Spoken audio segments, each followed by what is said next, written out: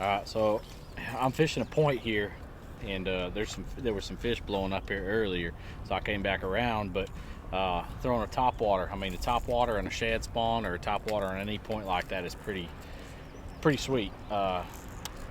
Good way to catch a lot of big fish. But let me show you my setup real quick on this. I'm throwing a 7-foot medium heavy, and the reason I do that, I don't want it real long, and I don't want it a lot of backbone to it. I want that rod to be able to give, and I'm throwing it on 30-pound braid. So it's a 7-foot medium casting rod, and what I've done is I run the braid. Now this is the important part. I run the braid 30-pound right down to a fluorocarbon leader. I've got a very short fluorocarbon leader, and I've got very sharp hooks. So I'll run like an 8-inch, maybe a 10-inch, somewhere's in there. You don't want to go too long with it. You don't want the knot going up into your guides as you're casting it. So I run a very stiff fluorocarbon, 20 to 25 pound fluorocarbon on the end of it.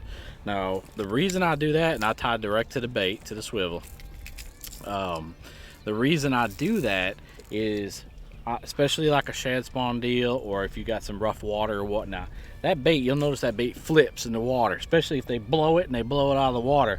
Well, that bait flips. Now this will get you a lot more fish opportunities by not hanging the hooks into the braid. That's the reason I want this super stiff rod in here. I should even have this a little shorter down into here even. This is where my knot should be. So it keeps this part of it ultra stiff. Now if that hook does come back around onto fluorocarbon and gets hooked, if you give it a couple pops, a lot of times it just comes off real easy. But if you hang it on braid, it doesn't come off very easy. It gets wrapped around the hooks real bad, and you can also put one of them tips and split that braid and keep splitting that braid, and once you do that, you're done. It creates a weak spot.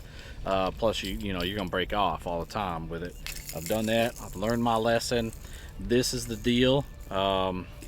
I've been throwing it for quite a few years now, and that setup right there is what helped me win Guntersville 2 years ago.